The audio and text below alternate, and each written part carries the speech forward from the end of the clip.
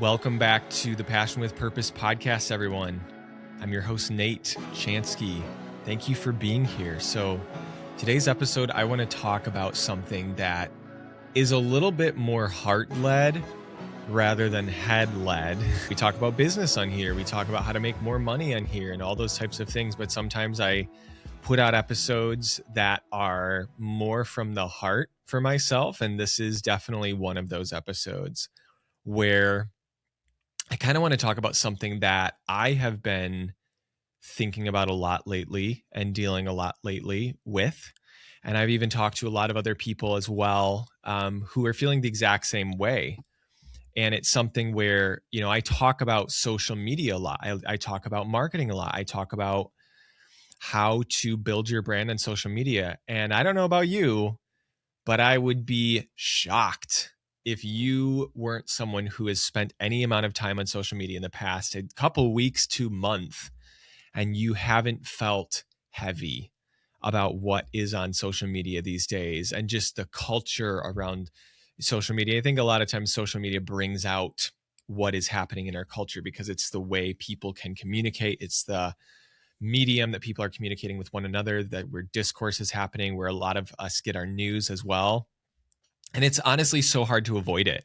Like, I am not the biggest news person. I don't like go searching for headlines. I don't go looking for everything that's happening in the world.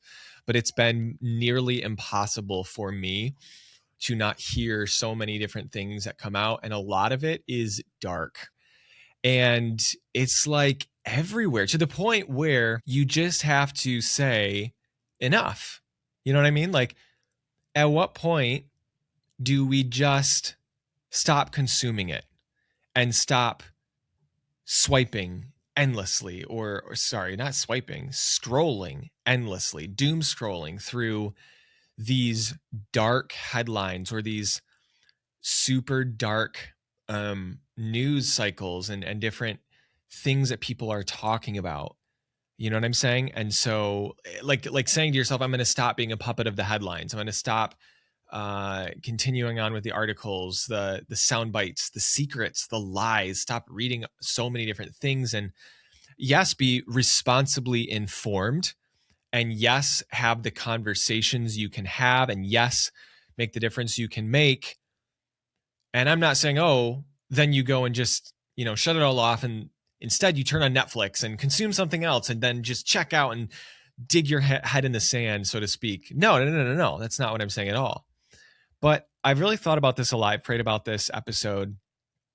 And my whole point in making this episode is if you felt like I felt, if you felt dark from what you see on these news feeds and on these doom scrolls and these headlines, instead of just consuming more of it and having this like social media glut and this despair glut and this depressive overload that's coming down the pike, I instead want to challenge you to create instead, okay?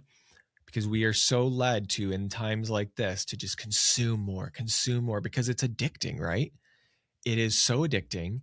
It's like we see something and we're like, oh my gosh, I have to see another thing because like I'm passionate about right and wrong. And like, I don't know, it's like this weird cycle, right? I want to give you a couple examples, just historically speaking, okay, of people who lived, artists who lived in very dark times, and yet they chose not to just consume and be a pawn of a system and to have everything happen unto them, but instead they chose to create instead. And that's the whole point of, again, this episode is a chaotic world needs creators, not just consumers. A chaotic world needs artists, creators, people who are willing to be creative in the midst of dark times. And so my first example up for you today is just one of the greats. His name is J.R.R. Tolkien. You probably know him as the author of the Lord of the Rings series, which is like one of the best-selling novels of all time by a mile. And Tolkien actually fought it's called the Battle of the Somme, I believe. Might be mispronouncing that, but that's one of like the deadliest battles in human history. And in that battle, nearly all his friends were killed. And while recovering from what he got, which was trench fever at the time, and this was all in World War One. Like this was the World War with like the trenches and like the trench foot and all that. While recovering from trench fever, he began writing what would become the foundations of Middle Earth, or even just thinking up what it would be. And Middle Earth is the world he created for the series The Lord of the Rings. And then later, during World War II, another very dark time in history, like very dark time, he continued developing The Lord of the Rings, his novels, his series, while in England, while England was under aerial bombardment, right?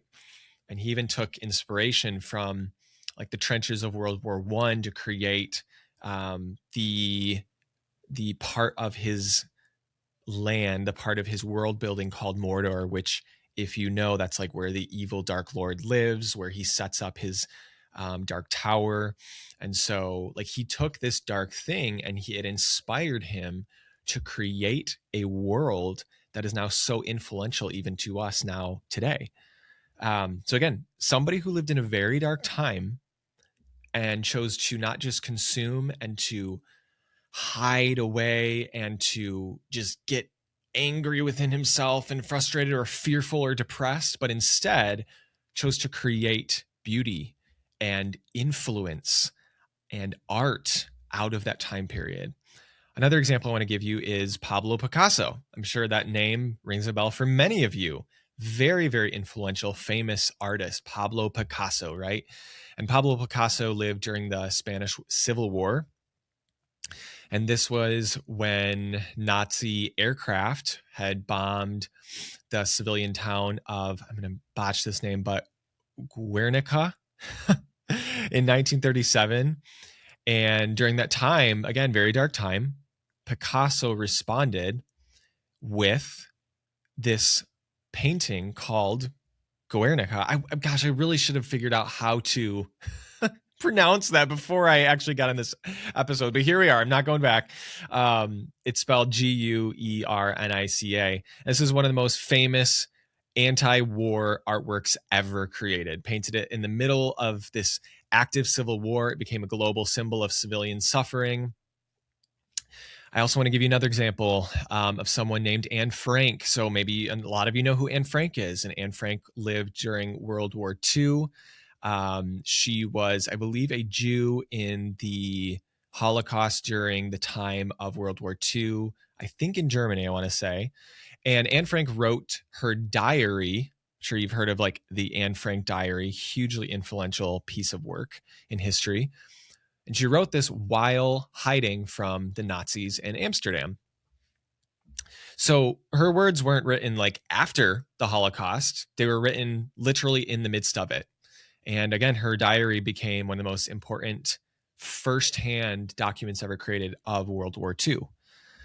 Another person I want to give you is George Orwell, very famous writer, and he wrote a lot during World War II as well. Orwell lived through the London Blitz. He worked as a wartime broadcaster while Europe was engulfed in fascism. And during and immediately after World War II, he wrote his works Animal Farm, and then also began 1984. Maybe a lot of you have read 1984, very influential. Two of the most influential political novels ever created, okay? And these were direct responses to Nazi totalitarianism, Stalinism, propaganda culture, mass surveillance, all these types of things, right? So anyways, I give you all these examples all to say that many of the greatest artists, many of the greatest works were not created in the midst of this peace and quiet. They actually created in the midst of chaos, which is crazy because it's like you'd think they'd be so distracted.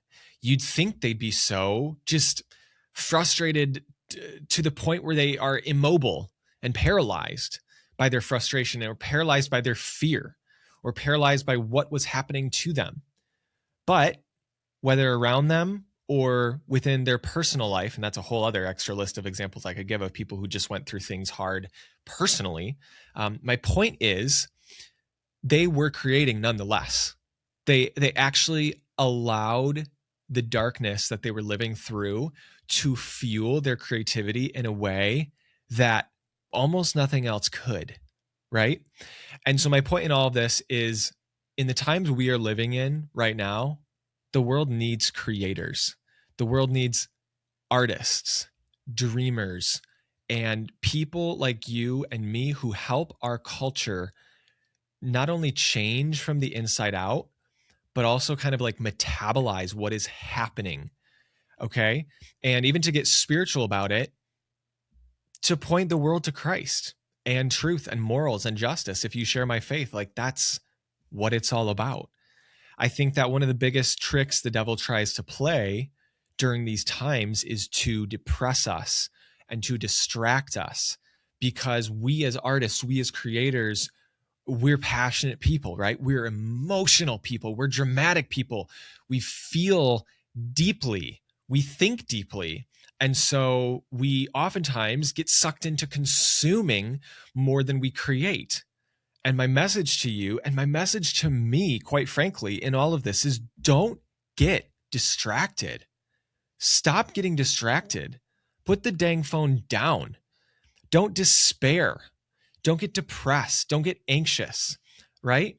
And let me digress for but a minute when I talk about kind of like in a different way. Keep creating order in general out of the chaos you're living in. Okay. Like keep creating order out of chaos. That's what we are called to do. And it's not that you need to always take these grand, sensational actions in order to make a difference in your world. I think that's what our world tells us that we need to do every single time. But I'll be so for real with you. Simply doing your work well, taking beautiful photos, blessing the couple you are working for, reminding them the beauty of their life, the beauty of their relationships, the moment that they are living through. Simply creating wealth in your business, creating wealth for your family, simply creating wealth so you can live in abundance, not scarcity, so you can support your spouse, so you can provide for your children and give them a safe and healthy home, for creating wealth so you can be generous to others who need it, even in these dark times, so you can support good organizations that you financially are willing to support. Simply serving people well, treating the person right in front of you with kindness, the stranger on the street, the stranger in the marketplace, the stranger in the grocery store, whatever it is, simply creating excellent art, excellent service, writing excellent words, creating excellent content, maybe even sharing your faith as part of that. All of these things, though mundane, that you think they're mundane, you are pushing back the darkness of the world with these things. You really are. And I actually want to give you another example from history. I'm really kind of harping on the world wars here. But during the world wars, these were dark times, you guys. World War I, World War II. Like, think if that was happening right now, where the world was literally at war with itself. That's dark. That's really dark stuff. Some of my grandparents lived through that firsthand, and it was a dark time. But during these times, I actually want to bring light to something that we don't talk about a lot. Is, yes, we talk about the front lines. We talk about a lot of the men and maybe women too, who were fighting in the front lines, right? And they were either in the trenches, or again, they were like overseas doing the war, or like in planes, or in these, aircraft carriers, whatever it is. But what was happening back home? Like, what was happening to the people who weren't fighting in the wars? And oftentimes during these times, it was a lot of women who were back home, women and elderly people, and people who were maybe doctors, or people just kind of service providers who were necessary to stay back home, or even people who weren't strong, even men who weren't strong enough to go to war. And a lot of times, here's what was happening. A lot of women were filling industrial jobs that were vacated by the men who had to enlist for the war. And a lot of these women were building aircraft ships, munitions, and vehicles. And in the US, this cultural shift was famously embodied by, if you remember, Rosie the Riveter. And then in Britain, you look and you see groups like the Women's Land Army sent to farms to keep food production alive. Or there were families that planted what's called victory gardens, where they were producing up to 40% of America's vegetables by 1944. Or there were communities who organized rationing and scrap drives and childcare and letter writing campaigns and local aid, and mothers and grandparents raising entire generations all alone while maintaining their homes, churches, schools, and neighborhoods. Again, like a lot of their husbands were gone. And I did a little bit of research on all these things, and I was like, dang, this is insane. Like, so many of these people were just keeping the home front alive in a whole different way. And why? Why were they doing this? Like, what was the point of all this? It was to keep, it was for logistics sake. It was for morale sake. It was food security. It was manufacturing capacity. It was cultural stability. And again, this was morale for the ones on the front lines. Okay, so think of the soldiers who were consistently writing back home in their letters and their diaries, and the fact that they were doing this and like hearing of what was happening, that whole idea of there is a home for me to come back to was huge for them. Knowing their families were safe and knowing they were well taken care of, that gave them strength to keep going, to keep fighting for the home that they were fighting for. Or, when they received mail from home, that was one of those most strong morale boosters. Like, they got this mail from home, maybe from their wife, and they were like, oh my gosh, I can keep going now. I got this letter, and that keeps me going. Or the idea of something, again, worth returning to kept them going in the end. And historically speaking, you can look up, there's actually like people, these guys would write in their diaries, or they'd write in their letters home that like that's what made the difference to them. Okay. And these people who were on the home fronts, they were preserving homes and families and local economies and cultural memory and normal rhythms of life. So yes, the ones that were holding down the fort literally gave the soldiers a home to fight for. And think about it this way. What if instead those people at home, whether it was the wives, the grandparents, other men who were at home, what if they were simply just reading the newspapers, reading what was happening? They were just simply turning on their radio every day and listening to the radio. And they were simply just gossiping and quarreling amongst themselves about how the war was happening and what was happening, and just the fear, and quietly hiding in their homes, just hoping someone would end these wars and bring their loved ones home and all this. But they didn't do that, did they? No. What did they do instead? They cooked meals, they tended gardens, they clocked factory shifts, they read bedtime stories to their kids, they swept floors, they wrote letters. Like all these mundane things. They filled jobs that were vacated by soldiers. They preserved a home for their soldiers to come home to. Okay? And so this example, I'm sharing this with you because the darkness, just darkness in general, evil in general, it loves chaos. It loves disorder. It loves misinformation. It loves malice. It loves lies. It loves deception, poverty, inaction, paralysis, worry, anxiety, depression, despair, fear, anger, frustration, overconsumption. Sound familiar? Yeah, sounds really dang familiar to me right now. And there's this illusion that the only way to push against darkness right now is to just consume content about the darkness endlessly, and to just get angrier and angrier about it within yourself. Even though, by the way, people rarely, oftentimes in that state, do anything about their anger, just other than just get angry. And by the way, I'll tell you right now, just so you know, I am one of the people who I actually struggle with the being angry part because of so many of the things that are coming out. It's like my wife so often has to pull me away because I'm just livid about some of these things that are coming out. And it's so dark and it's so evil. And I just want to puke, and I just want to And even the way that that it's all being handled, I'm just like, ugh, like it grinds my gears. But the thing is, that is not what pushes back darkness, is just sitting there getting angry and sitting there consuming. We think that just getting angry, and again, that illusion that just consuming the content endlessly, being a keyboard warrior in comment sections, that's the way to push back the darkness. And I'm telling you right now, these things are the bottom of the barrel ways to push back against the darkness in this world. Actually, frankly, all of that only perpetuates a lot of the darkness and just creates second degrees of it, second degrees of evil, because it's an illusion that we're doing something when so often we're really not actually doing anything. And don't get me wrong, I have said it before on this episode, I will say it again, be informed to a degree.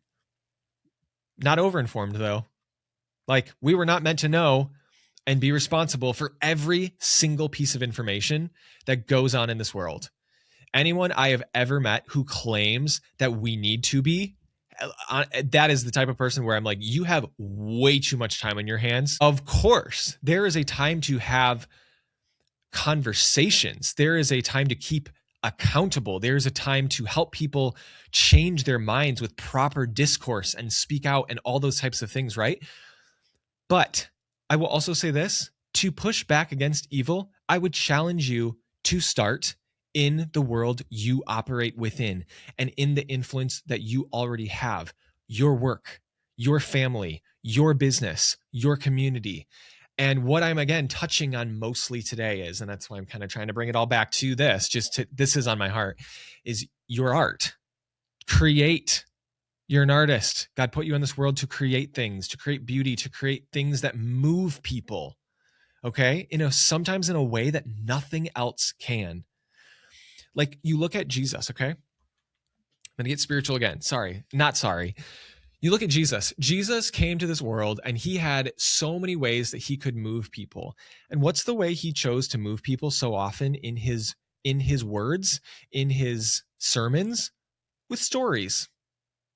Stories, literally, novels, fiction. Do you know what parables are? Parables are fiction. They're fiction stories. They're novels. They are make-believe, okay? And you know what it all comes down to? It's art. It's creativity. Jesus was very creative. And that is one of the main ways he chose to move people to his side, to his movement. And as to this day, the dude is still the most influential person who ever walked the face of the earth by a mile. And again, he chose to create. He chose to create art. Right? Creative. And that's what I want to bring light to today. Okay? Because I'll just say this. The darkness hates order. The darkness hates creation. The darkness hates creativity. The darkness hates stability, excellence, diligence, selflessness, confidence, beauty, purpose, joy, peace, intelligence, etc. And so my whole message to you in this episode is the world needs you to create in a dark time. The world needs artists. The world needs your art. The world needs your words. The world needs the light and truth and hope that your creations can provide. Put your dang phone down for a minute. I'm not saying you get off social media completely. I think we are called to be in the world and not of it. I think if all the light in the world just immediately left places like social media, I think it would become even more dark. And so I'm not saying to just leave, not at all. But I'm saying create. Be somebody who is about the business of creating and not just about consuming. Eventually, you need to shut off the consumption and then get to your work and put in the work and the reps to make the change that you can make. Don't dupe yourself into believing that consuming is making a difference. It's not. It's not. It's making you anxious. It's making you depressed. And it's just perpetuating this cycle. And after a while, I think it can make you lose sight of truth. Truly. It makes you lose sight of even your faith in Christ, because you just start over consuming this darkness, and it starts seeping in and taking root. And again, I think so many people, so many creatives right now, and I'll even throw myself in this bucket. Like, I'll confess, I've been distracted. Definitely been distracted too much. Because I think if the enemy can't convince you or I to put down our work that we're called to do, if he can't convince us to put it down for some reason, he'll probably just try to distract us from it. Is it working? Seriously, is it working? Maybe he's trying to distract us because he's scared of what we could do if we were getting to work, if we were diligent, if we were creating. And so he's doing everything he can to just distract us. Don't let him. Get creating. A chaotic world needs creators, and I do believe you're one of them. I started this with an example of Tolkien. I'm going to talk about Tolkien again. There's a place in not the Lord of the Rings series, but the Hobbit series. And I'm actually drawing this from the movie, the Peter Jackson films of the Hobbit. Whether you like them or not, I do love the book more, but I do like this quote from the movies all the same, enough to include it in this episode. So props to whoever the screenwriter is of the Hobbit films, because I do believe that this screenwriter perfectly puts into direct words what Tolkien otherwise was trying to explain in story form. It's a moment where there are these two characters, and they're two very, very powerful characters in this fantasy series. One of them is basically an elf queen, and her name is Galadriel. And another one is a wizard, and his name is Gandalf. Okay, so very powerful creatures in this mythology that Tolkien has created. And the elf queen Galadriel asks Gandalf, she says, "Why did you choose the halfling?" And she's talking about the character named Bilbo, the main character of the story, who is basically this like 4 foot nothing little dwarf-like creature. So there's elves, there's dwarves, and then there's what's called hobbits. And hobbits are like even more small and even more humble of any other creature in this land. Okay. They're basically the size of children, and they never grow beyond that size, but they're still like, they can be adult hobbits, but they're still like the size of children. They live these small little lives. Anyways, and so the main character is Bilbo, this little hobbit creature, and he's sent on this big quest to be the most important person on this quest to steal this crown jewel that basically brings the whole story together. Okay. And so this elf queen, Galadriel, asks Gandalf. Gandalf chose Bilbo and to do this work. And the elf queen says, "Why did you choose the halfling? Like, why him?" And there's this profound quote that Gandalf says back, and he says, "Well, some believe it is only great power that can hold evil in check, but that is not what I have found. It is the small, everyday deeds of ordinary folk that keep the darkness at bay. Small acts of kindness and love. Why, Bilbo? Perhaps because I am afraid and he gives me courage." And I think that quote and that line is such a beautiful way of encapsulating what we're talking about today, in the fact that it is not always these large, sensational acts, but it is simply doing the good, right thing that is in front of you today, creating what is called of you today, and just getting to the work. So hope this blessed you today. If this blessed you and it gave you a different perspective, share it with someone who maybe needs to hear it. Thank you guys for listening. Thanks for letting me talk a little bit from my heart today rather than business. And I will see you guys back here next week.